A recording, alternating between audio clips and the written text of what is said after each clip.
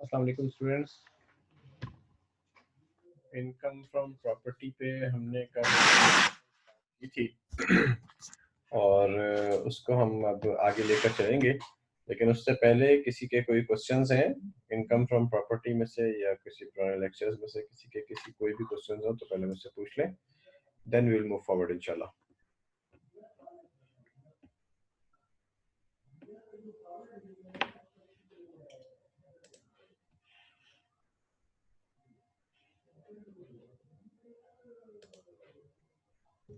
जी Maryam, question पूछें। अस्सलाम वालेकुम सर। सर वो जो कल आपने पढ़ाया था एडवांस जो है अनएडजस्टेड एडवांस बिल्डिंग का, तो सर मरियम उसमें जब अब ये सर आवाज़ नहीं आ रही मेरी। मरियम आपकी आवाज नहीं आ रही मुझे।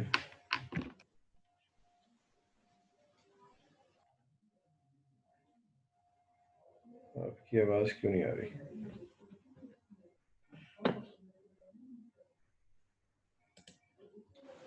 सरोश, आप क्वेश्चन पूछें।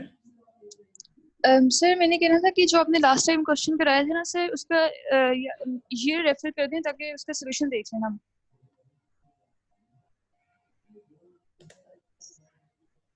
स्पीकर वाला सिलेक्ट हुआ था, सॉरी। सरोश, अब जो क्वेश्चन पूछें।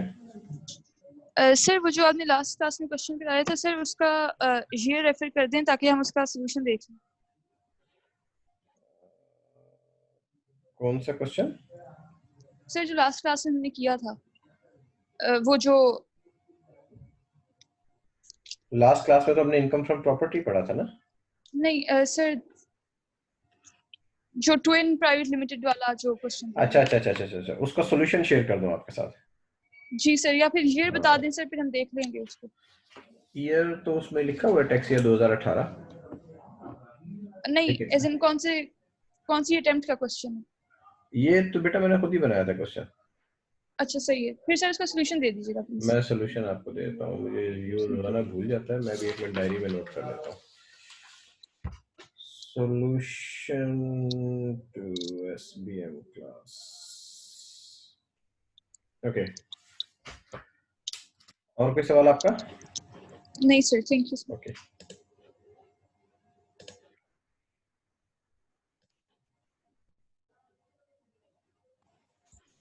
सॉरी मरियम, उस वक्त आपका सवाल रह गया, आवाज नहीं आई थी मुझे, दोबारा क्वेश्चन पूछें।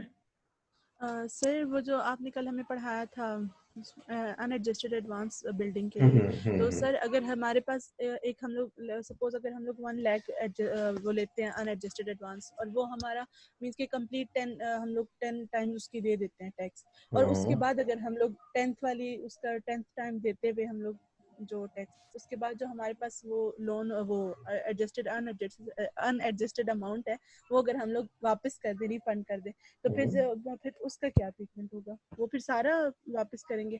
नहीं, जो अमाउंट रिफंड करते हैं उसका टैक्स से कोई ताल्लुक नहीं है, टैक्सेशन तो हो चुकी है नहीं, उसके ऊपर, टैक्स तो आप पहले ही दे चुके हैं। तो वो अमाउंट पूरी रिफंड हो जाएगी? और देखिए, रिफंड का दो अलग अलग चीजें हैं।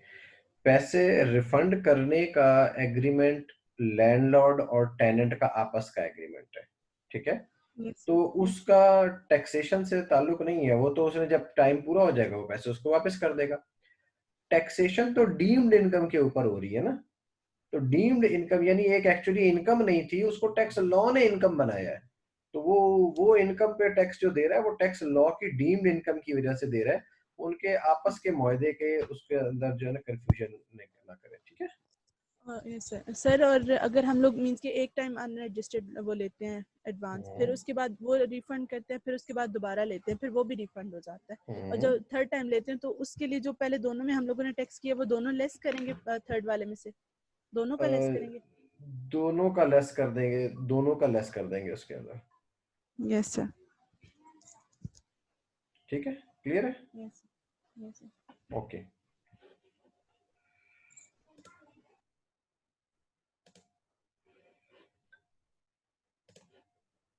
जी सलमान, क्वेश्चन पूछे।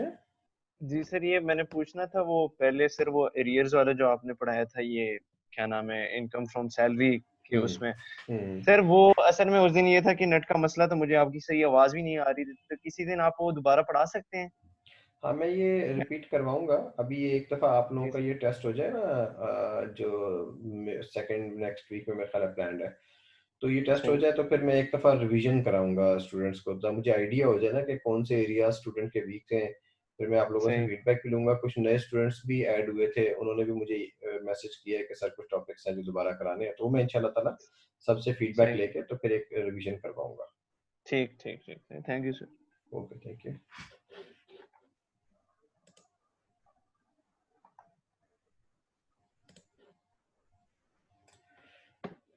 जी, तो इनकम फ्रॉम प्रॉपर्टी पे हम डिस्कशन कर रहे थे और हमने कहा कि इनकम फ्रॉम प्रॉपर्टी क्या है? रेंटल इनकम है, और रेंटल इनकम वसूल करने वाला कौन है? Owner of land and building. अगर ओनर अपना लैंड एंड बिल्डिंग किराए पर देता है तो वो इनकम फ्रॉम प्रॉपर्टी है। फिर हमने साथ ये डिस्कस किया कि अगर contract for sale of land और बिल्डिंग हो और उसका बयाना, उसका डिपॉजिट अगर फोरफीट कर ले, तो जो बंदा फोरफीट करेगा, जो कब्जा करेगा उस बयाने के ऊपर, उसको भी इनकम फ्रॉम प्रॉपर्टी कहा गया। फिर हमने कहा कि अगर आप कोई अनएडजस्टेबल एडवांस रिसीव करते हैं, कोई सिक्योरिटी डिपॉजिट वसूल करते हैं, तो एज पर अकाउंटिंग तो वो आपकी लायबिलिटी है क्योंकि आपने उसे रिफंड करना है। लेकिन टैक्स वाला ये कहता है कि ये आपकी डीम्ड इनकम है और 10 साल में बराबर अमाउंट से वो इनकम को टैक्स लगा देता है। अगर सब्सिक्वेंटली आप वो पैसे रिफंड करते हैं और नए टेनेंट से नया आप सिक्योरिटी डिपॉजिट वसूल करते हैं, तो नया security deposit less the amount already offered for tax, वो माइनस करके जो बाकी अमाउंट बचेगी उसे डिवाइड कर देंगे आप over a period of 10 years again. तो ये आपकी इनकम फ्रॉम प्रॉपर्टी में 3 किस्म की इनकम थी जो इनकम फ्रॉम प्रॉपर्टी में शामिल है। फिर हमने कहा कि इनकम फ्रॉम प्रॉपर्टी की टैक्सेशन एक्रूअल बेसिस के ऊपर होती है और फेयर मार्केट रेंट जो है उसके ऊपर टैक्स लगाया जाता है। फिर साथ हमने ये भी डिस्कस किया कि अगर इनकम फ्रॉम प्रॉपर्टी, अगर कोई सेल्फ हायरिंग का केस हो, तो सेल्फ हायरिंग के केस में चूंकि income from property already salary के अंदर टैक्स हो चुकी होती है फेयर मार्केट रेंट के ऊपर, तो सेल्फ हायरिंग के केस में जो इनकम फ्रॉम प्रॉपर्टी है वो एक्चुअल पे ली जाएगी, वो फेयर मार्केट रेंट पे नहीं ली जाएगी। उसके लिए मैंने आपको कुछ एग्जांपल्स कराई थी। पहले ये एक एग्जांपल थी, मैंने कहा कि जी mister A is the owner of house number 1 और अपना घर उसने 50,000 रुपए पर मंथ रेंट के ऊपर दे दिया और 90,000 रुपए उसका फेयर मार्केट रेंट था। तो हमने कहा कि जनाब उसकी आमदनी कितनी होगी? उसकी आमदनी 90,000 रुपए पर मंथ होगी। फिर दूसरी एग्जांपल इसमें जो मैंने साथ ही नीचे सेकंड बुलेट में लिखी, वो कहा कि अगर वो घर उसने अपने एम्प्लॉयर को रेंट पे कर दिया, ठीक है, एम्प्लॉयर से रेंट वो वसूल कर रहा है 50,000 रुपए पर मंथ का, ठीक है, और जो उसकी सैलरी इनकम है वो सैलरी इनकम 2 लाख रुपए पर मंथ है, house provided for self hiring है, तो सैलरी इनकम हो जाएगी 2 लाख मल्टीप्लाई बाय 12, 24 लाख रुपए। वैल्यू ऑफ अकोमोडेशन 1 लाख रुपए और 90,000 रुपए, विच एवर इज हायर हमने ली थी और हमने कहा वैल्यू ऑफ अकोमोडेशन हो जाएगी 12 लाख रुपए। तो टोटल सैलरी इनकम, अभी ये कल सवाल नामुकम्मल रह गया था, total salary income of mister A कितनी हो जाएगी? इज इक्वल टू 36 लाख रुपए। Income from property, income from property. अब इस सिचुएशन में इनकम फ्रॉम प्रॉपर्टी उसकी कितनी होगी? इनकम फ्रॉम प्रॉपर्टी देखें, जनरली इनकम फ्रॉम प्रॉपर्टी ली जाती है फेयर मार्केट रेंट के बराबर, लेकिन यहाँ पे चूंकि fair market rent already salary में शामिल हो चुका है, ये जो 1 लाख रुपया था फेयर मार्केट रेंट था जो सैलरी में शामिल हो चुका है, इसलिए हम फेयर मार्केट रेंट की बजाय यहाँ पे क्या लेंगे? ये एक्चुअल जो उसने वसूल की है, यानी 50,000 रुपए जो एक्चुअल रेंट वसूल कर रहा है। तो इनकम फ्रॉम प्रॉपर्टी कितनी हो जाएगी? 6 लाख रुपए। 50,000 multiply by 12 is equal to 6 lakh रुपए। तो सैलरी इनकम 36 लाख रुपए और इनकम फ्रॉम प्रॉपर्टी 6 लाख रुपए। ये एग्जांपल 2 मैंने आपको बता दी। ये इसके ऊपर कोई क्वेश्चन है किसी का तो पूछ लें, ये सेल्फ हायरिंग वाले टॉपिक के ऊपर, और उसमें इनकम फ्रॉम प्रॉपर्टी कितनी दी जाएगी और इनकम फ्रॉम सैलरी कितनी दी जाएगी, ये सबको समझ में आ गया? ओके। नेक्स्ट है हमारे पास जो हमने जी सरोज क्वेश्चन पूछे। सर वो 50,000 वाली बात रिपीट कर देंगे, डिस्कनेक्ट हो गया मैं कर देता हूँ। 50,000 वाली बात इस थैंक तरह यू से सर। है कि 50,000 इस क्वेश्चन के अंदर बताया गया था कि 50,000 है जो एक्चुअल रेंट वो अपने एम्प्लॉयर से ले रहा है, मैंने स्लाइड पे हाईलाइट कर दिया। तो 50,000 is actual per month rent जो अपने एम्प्लॉयर से ले रहा है, तो उसकी इनकम फ्रॉम प्रॉपर्टी कितनी होगी? जो एक्चुअल रेंट वसूल कर रहा है, फेयर मार्केट रेंट नहीं होगी। क्यों? क्योंकि इस सवाल के अंदर फेयर मार्केट रेंट ऑलरेडी उसकी सैलरी का हिस्सा बन चुका है। तो जब fair market rent is already part of his salary, तो फिर इनकम फ्रॉम प्रॉपर्टी अब फेयर मार्केट रेंट पे टैक्स नहीं होगी, बल्कि एक्चुअल रेंट के अमाउंट के ऊपर टैक्स होगी। क्लियर है sir Saroj? Yes sir, thank you sir. Thank you. अच्छा जी, नेक्स्ट है हमारे पास जब where the building given on lease together with plant and machinery, the income is to be considered as income from other sources। ये बड़ी सादा सी बात है, और इसके थोड़ा सा छोटी सी एग्जांपल, मसलन से for the sake of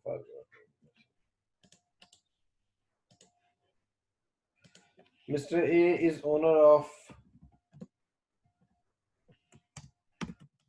a building where plant and machinery for textile is installed. Mr. A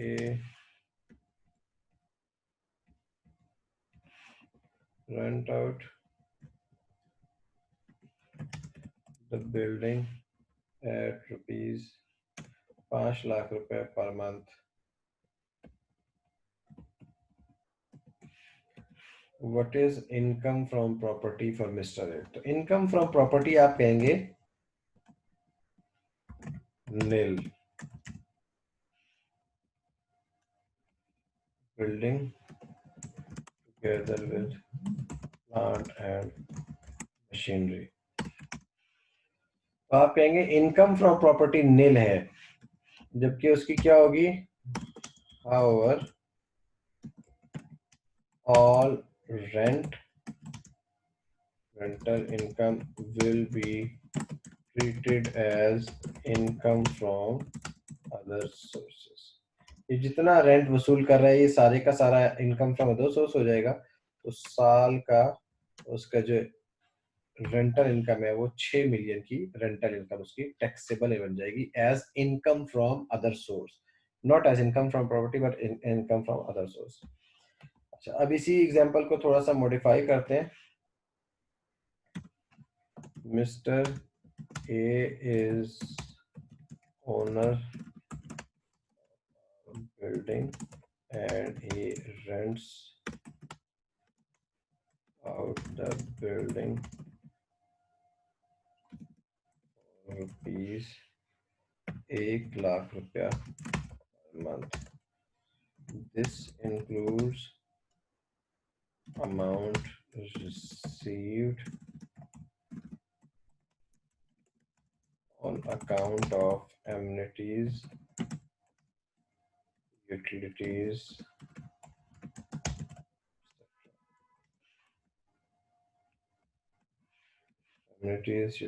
etc., along with rent building। The fair market rent of only building is rupees 70,000। What is his income from property? उसकी जो income from property है, income from property is equal to 70,000 multiply by 12, यानी 8,40,000 रुपए, और remaining is income from other source is equal to 30,000 multiply by 12, that is equal to 3,60,000 रुपए। तो अगर building plant and machinery के साथ दें तो सारे का सारा rental income from other source में जाएगा, लेकिन अगर बिल्डिंग एमिनिटीज यूटिलिटीज के साथ देते हैं, जैसे सिक्योरिटी गार्ड और दीगर सर्विसेज के साथ देते हैं, तो फिर उसको दो हिस्सों में तकसीम करेंगे। जो बिल्डिंग का किराया है वो इनकम फ्रॉम प्रॉपर्टी कहलाएगा, और अदर देन बिल्डिंग का किराया इनकम फ्रॉम अदर सोर्स कहलाएगा। जी सरोज, क्वेश्चन पूछें। सर इस केस में तो जो रेंट है वो फेयर मार्केट वैल्यू से ज़्यादा ही है, लेकिन सर अगर वो अपने किसी रिलेटिव को रेंट आउट करता और फिर वो ओवरऑल जो फेयर मार्केट रेंट है यूटिलिटीज़ और उसका बिल्डिंग का वो उससे कम होता तो फिर उस केस में क्या होता है सर? ये जो दूसरी एग्जांपल है इसके अंदर पूछ रही हैं आप? Yes yes sir. हाँ देखें, जो बिल्डिंग का रेंट है ना, वो फेयर मार्केट रेंट ही उसकी इनकम में जाएगा। सही है, ठीक है। ठीक है। और फिर सर, अच्छा सर ऐसे नहीं हो सकता कि वो जो हमारे पास 100,000 है सर, अगर मतलब ऐसे नहीं हो सकता कि फेयर मार्केट वैल्यू जो है वो कम होती हमारे पास? फेयर मार्केट वैल्यू कम होती, अगर फेयर मार्केट वैल्यू कम भी हो तो आपकी जो हायर अमाउंट है और आप ज्यादा रेंट वसूल कर रहे हैं, तो फिर ज्यादा रेंट जो है ना वो आपकी टैक्सेबल इनकम में जाएगा। अच्छा सही है, ठीक है सर, ठीक है। ठीक है। Thank you sir. Yes sir.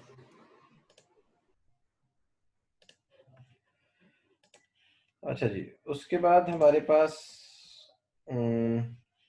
हमने आखिर में ये पढ़ा था कि where different persons jointly owns a property. इसको भी मैं एक एग्जांपल से आपको एक्सप्लेन कर देता हूँ।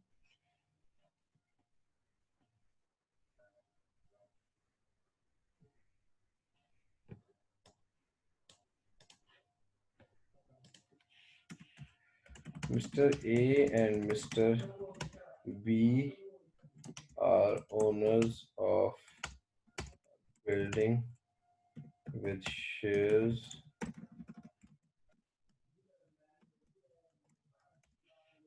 70-30. The rent of building is rupees 100,000 per month. The income from property of Mr. A is equal to 70,000 per month and B is equal to 30,000 per month. और इनको एक एओपी के तौर पर ट्रीट नहीं करेंगे, बल्कि अपनी अपनी इनकी टैक्स लायबिलिटी वर्कआउट होगी। यहां तक बात क्लियर है आपको? कोई क्वेश्चन है किसी का तो पूछें इनकम फ्रॉम प्रॉपर्टी में। ओके, कोई क्वेश्चन नहीं है। अच्छा, इनकम फ्रॉम प्रॉपर्टी में फिर फर्दर आगे वो ये बताता है कि इनकम फ्रॉम प्रॉपर्टी के सेपरेट टैक्स रेट्स हैं। ठीक है, लॉ ने अलग टैक्स रेट्स दिए हैं, यानी ये एक फिक्स्ड टैक्स रिजीम की इनकम है।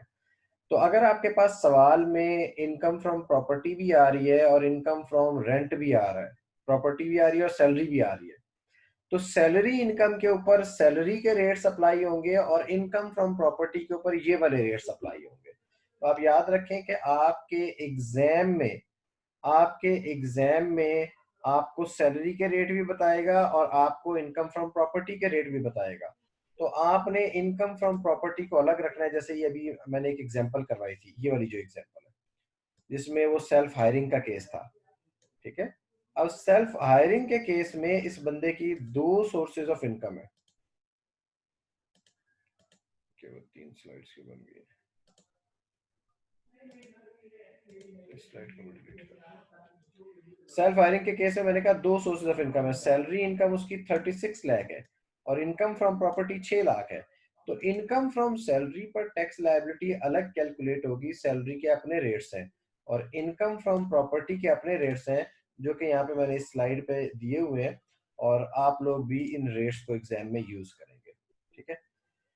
अच्छा, इसके बाद इनकम फ्रॉम प्रॉपर्टी में से अगर किसी की इनकम फ्रॉम प्रॉपर्टी ₹4 मिलियन से ज्यादा हो, अगर किसी की इनकम फ्रॉम प्रॉपर्टी ₹4 मिलियन से ज्यादा हो तो उसको एक्सपेंसेस भी अलाउ हो सकते हैं, एक ऑप्शन वो भी अवेलेबल है, लेकिन वो आपके कोर्स का हिस्सा नहीं है।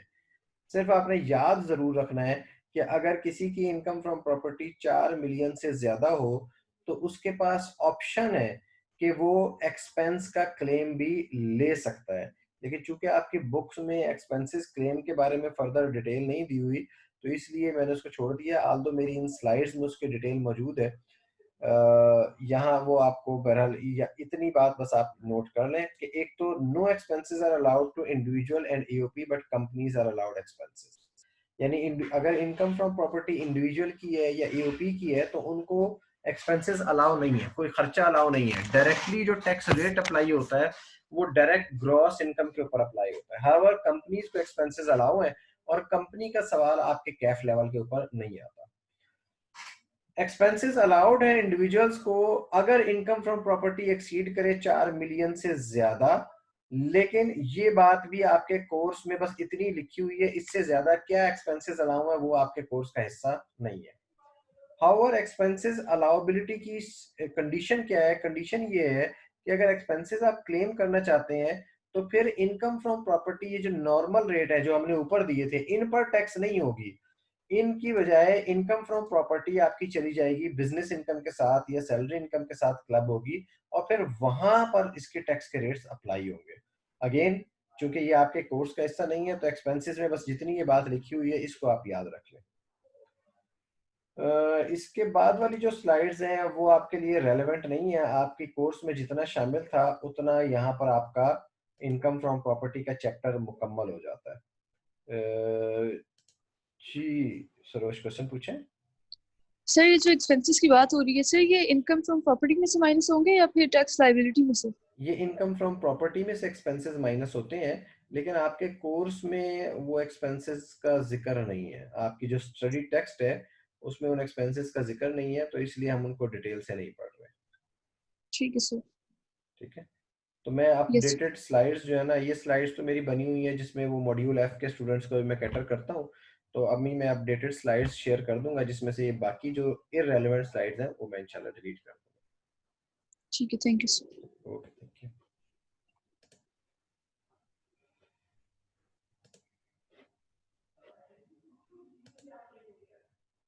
सॉरी, किसी ने हैंड रेज किया था, मैंने उसका हैंड्स डाउन तो नहीं कर दिया? अगर किसी का मैंने हैंड्स डाउन गलती से कर दिया तो दोबारा हैंड रेज कर दें।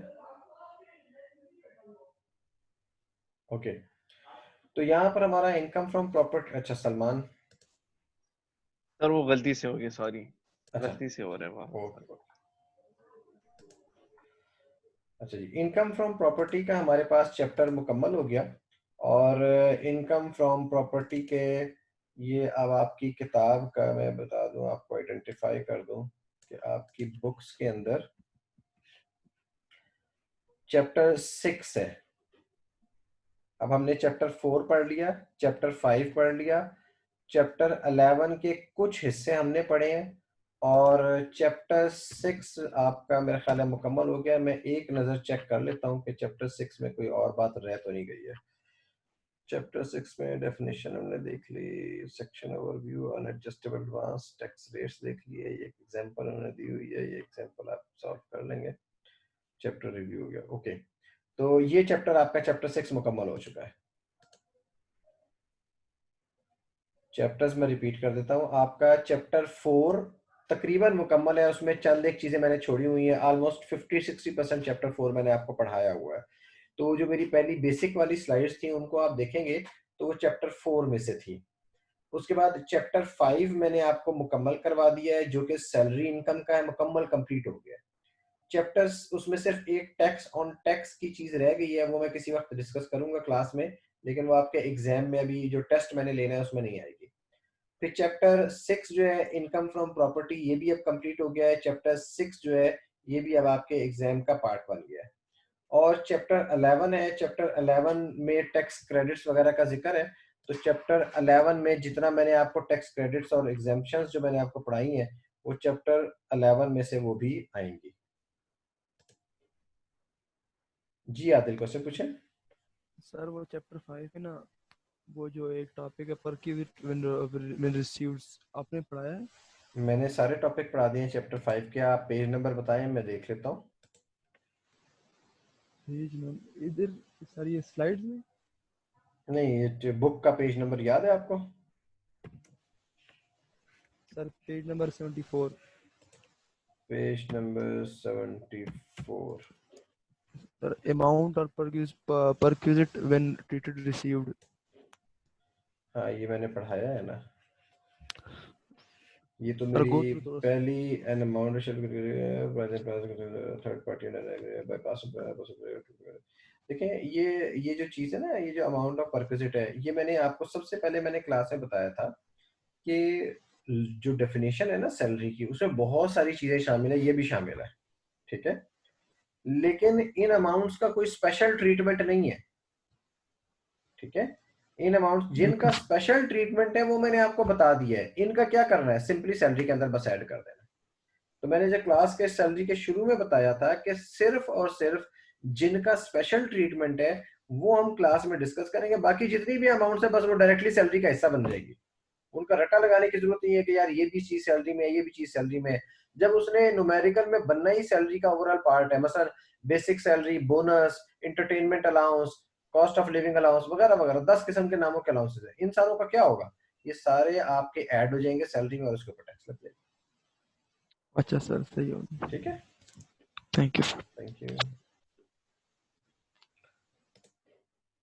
तो ये जनाब इनकम फ्रॉम प्रॉपर्टी भी मुकम्मल हो गया। किसी के कोई क्वेश्चंस हैं तो पूछ लें। आज तो हमने बहुत जल्दी इसको मुकम्मल कर लिया है। तो नेक्स्ट क्लास में इंशाल्लाह ताला हम कैपिटल गेन मंडे को डिस्कस करेंगे, और कैपिटल गेन में से भी आपके एग्जाम में क्वेश्चन आना है, तो इसलिए कैपिटल गेन को भी आपने क्लास लाजमी कोशिश करें अटेंड करें। जी खिजर, क्वेश्चन पूछें। सर मैंने ये पूछना था कि जो डिडक्शंस हैं इनकम फ्रॉम प्रॉपर्टी में कोई भी नहीं अलाउ? नहीं, कोई भी डिडक्शन अलाउ नहीं है। और जो जिसमें ये रिपेयर अलाउंस वगैरह लिखी हुई है सामने, ये तो चीजें अब आपके यानी चैप्टर का हिस्सा नहीं है ना, ये एक्सपेंसेस वैसे तो अलाउ होती हैं, उसकी कुछ कंडीशंस हैं जिनके तहत वो अलाउ होती है, लेकिन आपके कोर्स में आपकी जो टेक्स्ट बुक है ना उसमें उन्होंने ये एक्सपेंसेस को आपका टेक्स्ट बुक का हिस्सा नहीं बनाया, तो इसलिए हम उसे डिस्कस नहीं कर रहे। जितना आपका कोर्स है उतनी बात कर रहे हैं। लोन जो अगर हम लेते हैं उसको हम लोग ऐसे, आपकी आवाज बहुत कम आ रही है फिजल। सर अगर कोई लोन लेते हैं हम और उसको इन्वेस्ट करते हैं, मतलब ये प्रॉपर्टी खरीदते हैं, और उसमें भी तो हमने देखा था कि एक्सपेंस हम लोग नेट कर सकते हैं। देखिए मैं आज ये कर रहा हूँ कि एक्सपेंसेस अलाउ है सब्जेक्ट टू सर्टेन कंडीशंस, ठीक है, इनकम फ्रॉम प्रॉपर्टी के अगेंस्ट, लेकिन जो एक्सपेंसेस इनकम फ्रॉम प्रॉपर्टी के अगेंस्ट अलाउ हैं वो आपके कोर्स का हिस्सा नहीं है, इसलिए हम उन्हें नहीं पढ़ रहे। आपकी जो इनकम फ्रॉम प्रॉपर्टी का आपके पास जो सवाल आएगा, वो अगर सवाल आएगा तो उसमें बेसिकली विदाउट कंडीशन वाला सवाल आएगा, और उसमें वो कहेगा जनाब इतनी इनकम फ्रॉम प्रॉपर्टी है, और आपने उस पर डायरेक्टली टैक्स रेट लगा के उसकी ऊपर टैक्स लायबिलिटी कैलकुलेट करनी होगी। एक्सपेंसेस आपके इनकम फ्रॉम प्रॉपर्टी में आपकी टेक्स्ट बुक में आइडेंटिफाई नहीं किए गए।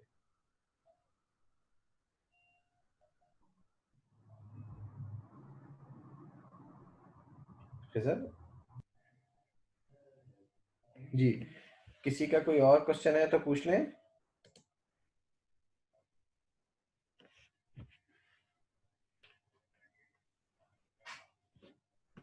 जो चैप्टर्स हैं टेस्ट के लिए वो ऑलरेडी आइडेंटिफाइड हैं, उन्होंने जो डेट शीट भेजी है, लेकिन मैं एक दफ़ा फिर आपको बता देता हूँ। चैप्टर 4, 5, 6 तीन ये चैप्टर्स हैं, उसके बाद चैप्टर 9 और चैप्टर 11। चैप्टर 4, 5, 6, चैप्टर 9 और चैप्टर 11। कोई और क्वेश्चन है किसी का तो पूछें।